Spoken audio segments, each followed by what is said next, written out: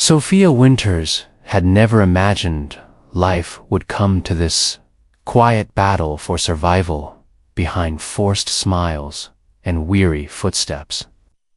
With no applause for the strength it took just to get out of bed. A single mother, 32, working, grueling.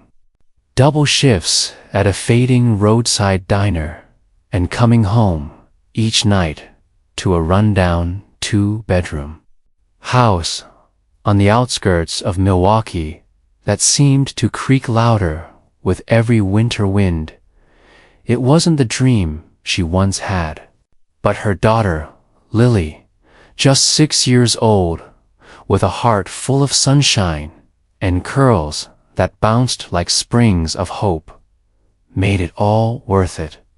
Sophia had once dreamed of owning a flower shop, marrying someone who read poetry by lamplight, and raising children in a warm home filled with music and lilac perfume. But dreams, she learned, had expiration dates when paired with betrayal. Lily's father had vanished when he found out about the pregnancy, leaving her to navigate diapers, debt, and depression alone. And now, every morning before the sun rose, she dropped Lily at a neighbor's place, handed over a sandwich wrapped in foil and hope, and walked 2 miles to the diner, where smiles were mandatory and tips were rare. That December had been particularly cruel.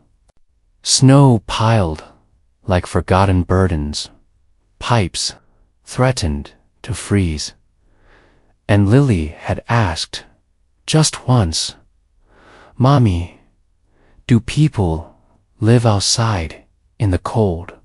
Sophia had nodded slowly, her heart cracking like thin ice. She didn't tell Lily she barely had enough for gas, rent, and the pink earmuffs Lily begged for at the store window.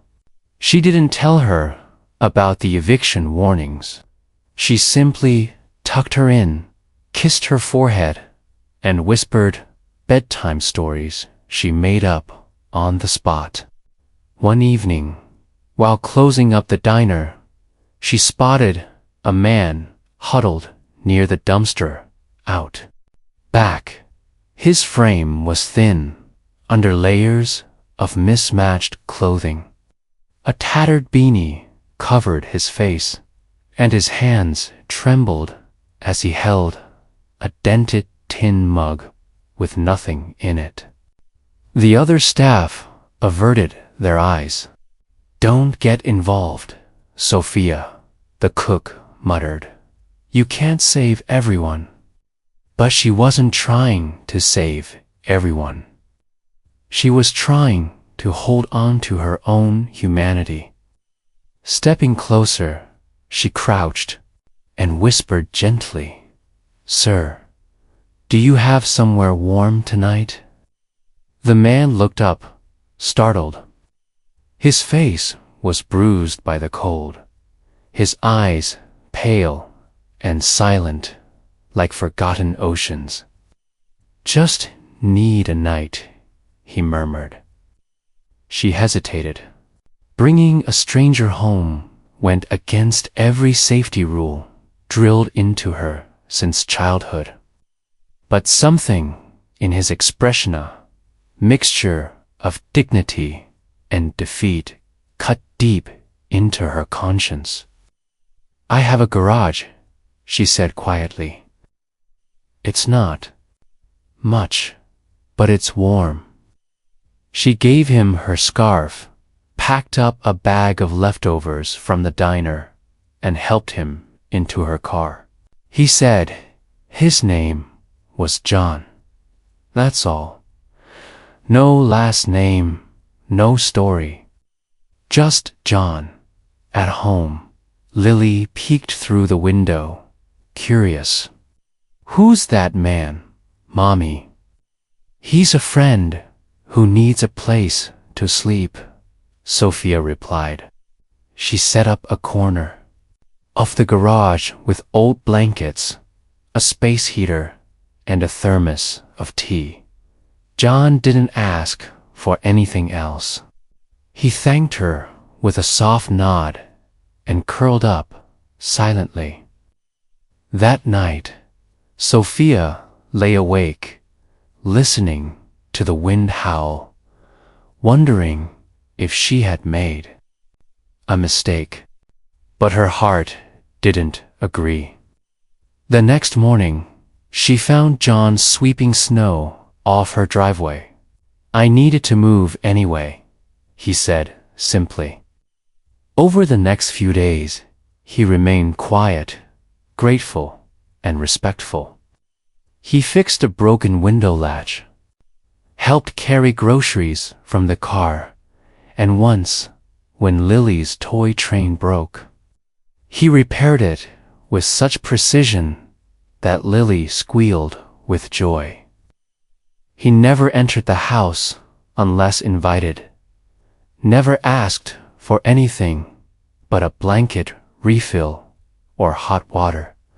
Sophia still knew nothing about his past, and every time she tried to ask, he skillfully deflected the conversation. But she didn't press. Something about him reminded her of a bird with clipped wings, still majestic but wary of humans. She noticed things, how his hands, though worn, moved with the steadiness of someone used to finer things. How he looked at her bookshelf as though memorizing titles. How he flinched at the sound of sirens and slept with one eye half open, like a man who had forgotten how to feel safe. One Sunday, after a long shift, she returned home to find her old Honda's engine humming perfectly. Thought I'd look at it, John said casually. Just a loose belt. The mechanic had quoted her $800 just last month. You know cars? She asked. He shrugged. I used to tinker. That night, she offered him dinner inside.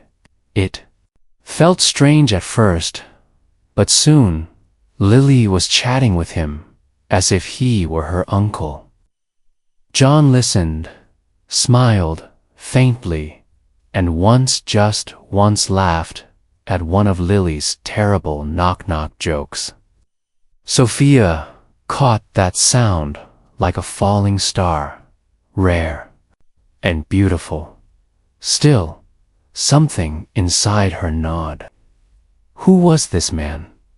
Where did he come from? Why was someone so intelligent, so capable, living behind dumpsters? But he never volunteered answers. And Sophia didn't pry. Christmas approached, and while others decorated trees and sipped cocoa, Sophia counted pennies. One night, she returned home to find the garage empty. John was gone. No note, no goodbye, just silence.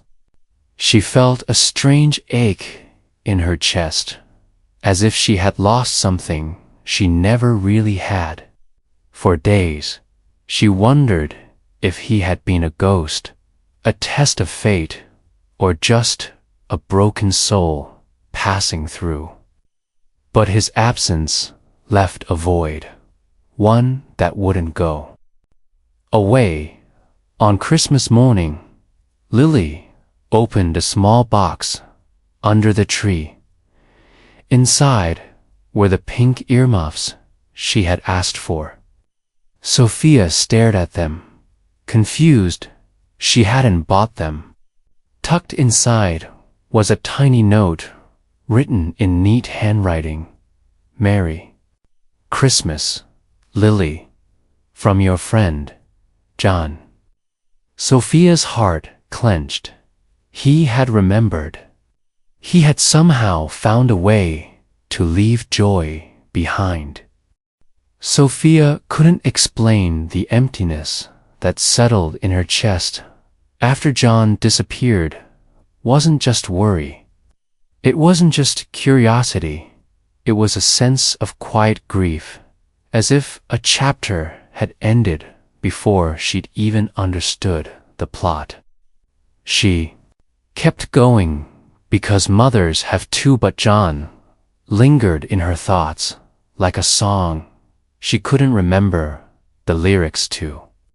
Life trudged on with no miracles and no warning until New Year's Eve arrived with snow that fell like feathers and a loneliness that clung to every corner of her modest home. She'd just tucked Lily into bed when a knock echoed through the cold air. She hesitated, heart skipping. No one visited this late. When she opened the door, there he stood, dressed not in torn jackets and weathered boots, but in a tailored charcoal coat, hair combed back, and a calm expression that didn't match the poverty she'd once seen in his eyes. "John," she whispered. He nodded, then smiled softly, gratefully, sadly. "I owe you the truth," he said. Inside, over hot tea and Lily's sleepy excitement, John unraveled the story he had never dared to speak. His real name was Jonathan Langston. He was the estranged son of billionaire industrialist William Langston, whose name adorned the tallest building in downtown Milwaukee. But wealth, he explained, had never brought happiness. After a scandal involving his father's cruel business decisions that destroyed hundreds of small, family-owned companies, including one run by John's best friend, he confronted the empire his blood had built. "I walked away," he said, "from money, from control, from everything. I needed to know what I was without it." His father called him weak. The press called him a recluse. For nearly 2 years, he'd wandered from city to city, using fake names, living among the forgotten, testing the world to see if kindness still existed outside of gold-plated gates. "Then I met you," he said, voice breaking. "And you gave me more than a garage. You gave me dignity."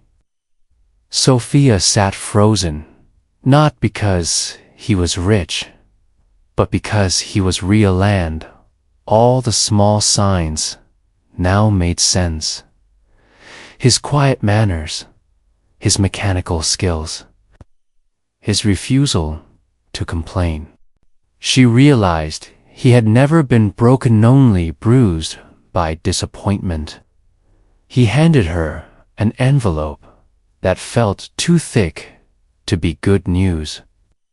Inside were 3 documents: a deed to a new home in her name, a fully funded trust for Lily's education, and legal papers transferring partial ownership of a business Langston and Kind, a foundation he had just started, focused on helping women-led small businesses.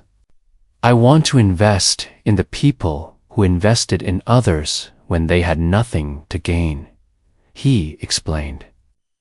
Sophia's eyes welled with tears, but not because of the money.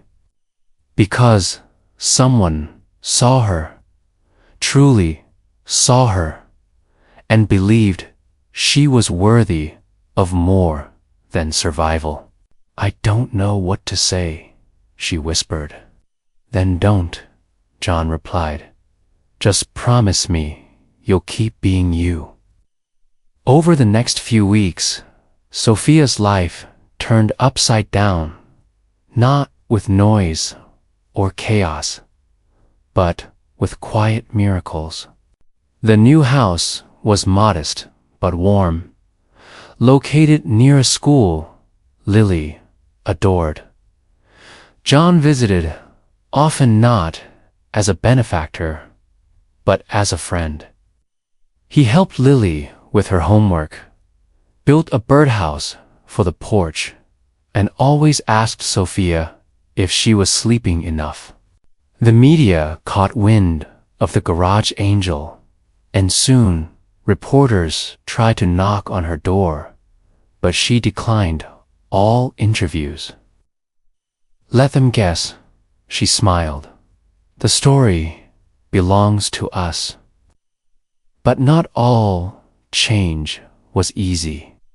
At the diner, people began to treat her differently. Some were in awe. Some whispered behind her back. Her manager once snapped, "Don't get too fancy now, Sophia." She realized how uncomfortable the world was with the idea of a waitress becoming anything more. She quit the job a week later, using the support from Langston and Kind.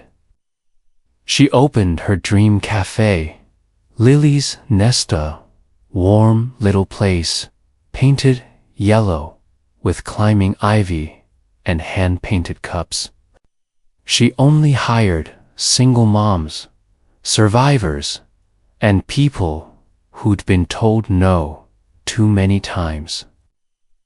The opening day, a long line of people waited in the snow not for coffee, but for hope.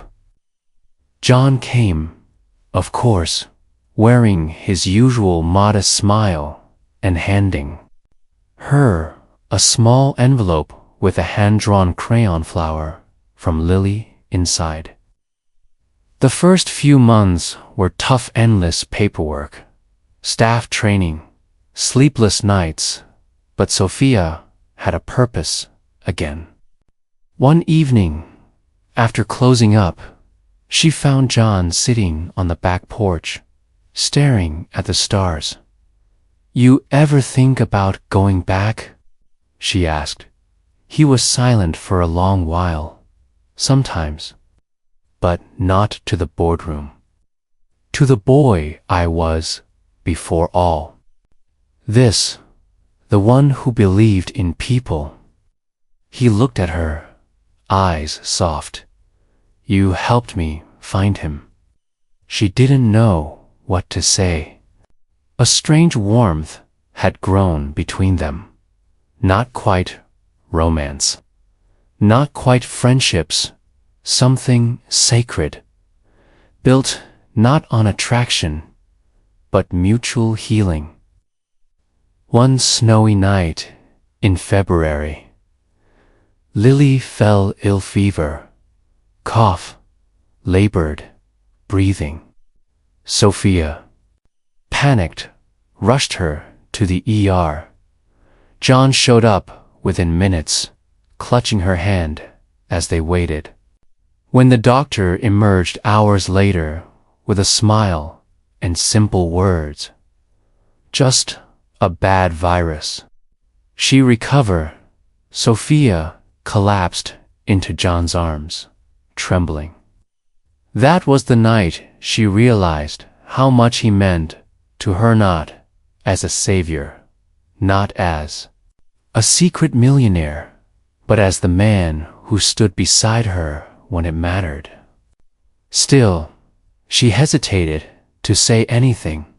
She feared spoiling what they had. Spring arrived, bringing cherry blossoms and a second wave of joy. Lily had learned to ride a bike. The cafe had been featured in a local magazine, and one of Sophia's employees, Maria, had finally moved into her own apartment after years in a shelter. It was working.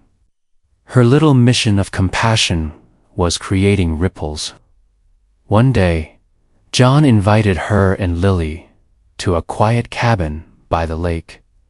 "Just a break," he said. "We all need air."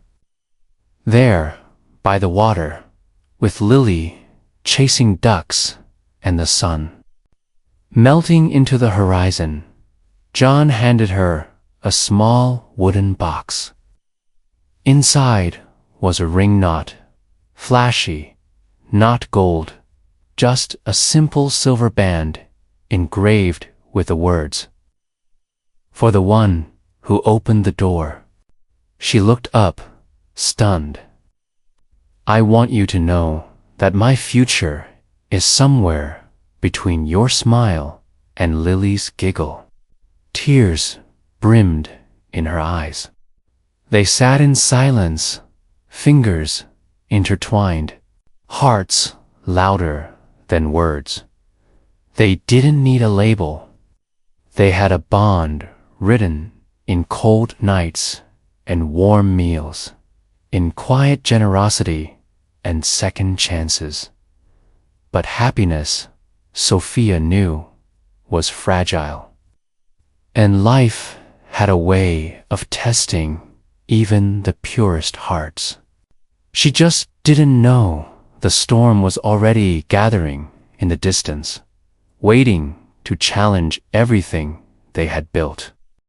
The storm came not with thunder or shattered glass, but with a polished smile and a business card bearing the name William Langston. It was a Thursday afternoon when Sophia saw the man step into Lily's nest, flanked by two well-dressed associates and a chauffeur waiting outside the cafe's windows like a shadow in a luxury suit. He ordered a black coffee, complimented the decor, and asked for Sophia by name. She knew instantly his eyes were the same pale gray as John's, only colder, harder. The kind of eyes that had learned to measure people in profit and silence. "You've made quite the impression on my son," he said flatly. "He's different now, softer. I was curious what changed him." Sophia remained calm, but every cell in her body screamed danger. "I'm not responsible for who he is," she replied. "I just gave him shelter when he needed it." William smiled, thin, calculated, like a man who always had a second agenda. "You gave him more than shelter. You've given him direction. But you see, my son has a destiny, and you're not part of it." The words landed like frost. "He's walking away from his legacy, from everything I built, to chase dreams and donate millions to women and orphans. Admirable, I suppose, but impractical." Sophia's fists clenched beneath the counter. "You think compassion is impractical? I think the world runs on structure and power," he said simply, "and distractions like you weaken men like him."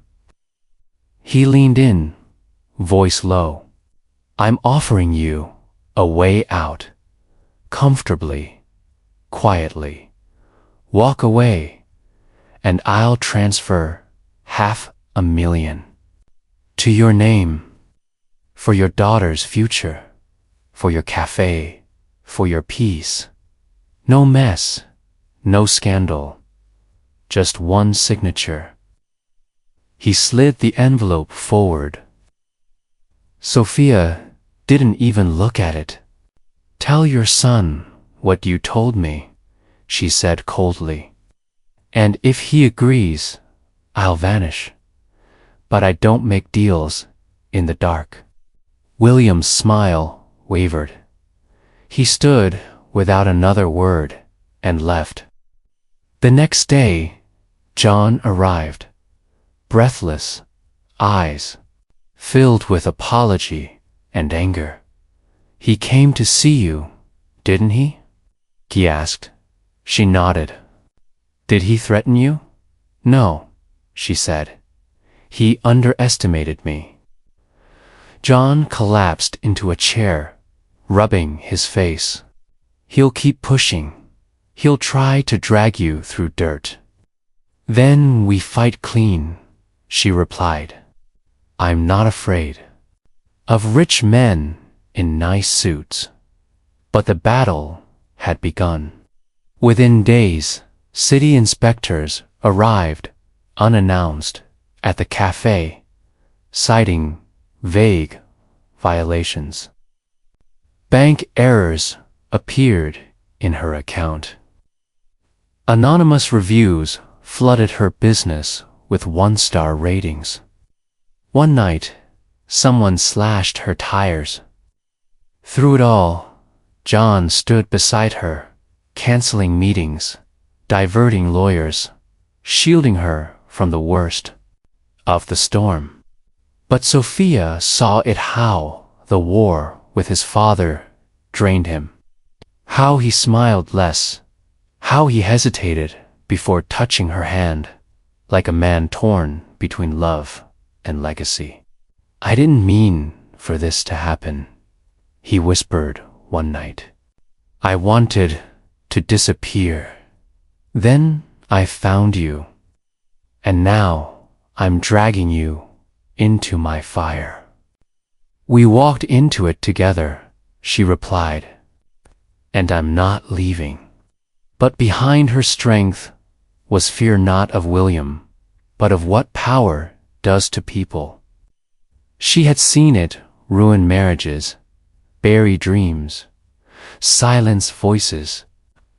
She didn't want it to take John, and yet, just when it seemed they'd suffocate under pressure, the world shifted. A video recorded without their knowledge surfaced online. It showed Sophia helping John out of the snow months ago, offering him food, setting up his bed in the garage, wrapping a blanket around his shoulders. The title read, "She thought he was homeless. He was a billionaire, heir in disguise." Within hours, it went viral. Not as a scandal, but as a love story. The world didn't see a manipulative waitress. They saw grace, kindness, humanity.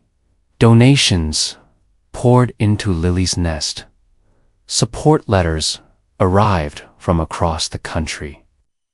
And William Langston, for the first time in his life, became the villain.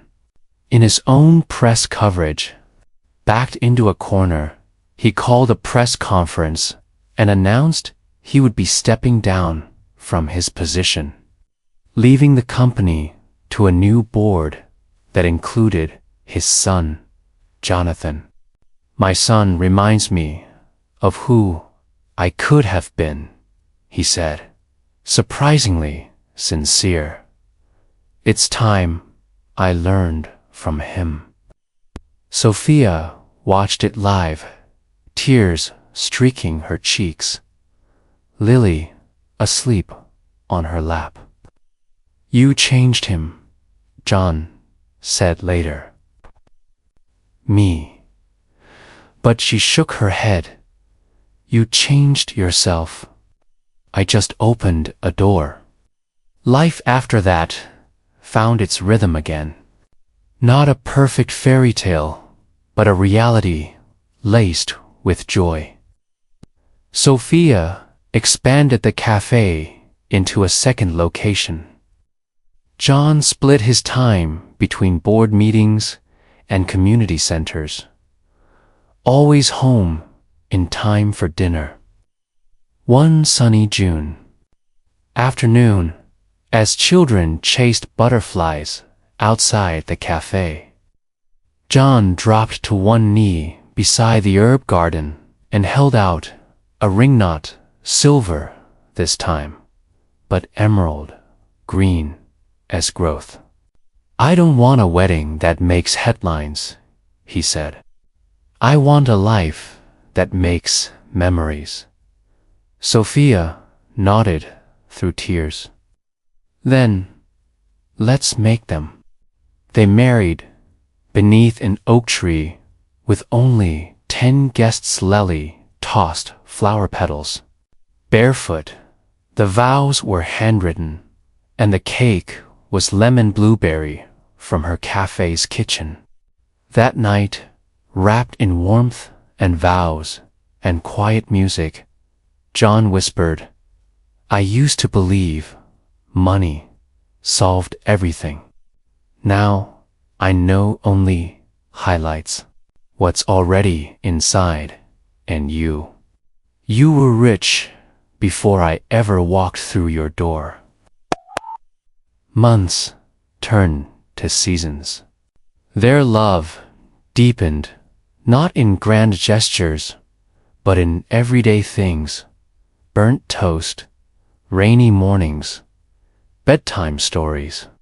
They argued sometimes over groceries or Lily's bedtime, but they always came back together, stronger.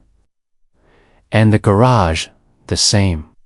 Space where John once slept was turned into a little studio where Sophia painted wildflowers on canvas, and John built birdhouses for orphanages.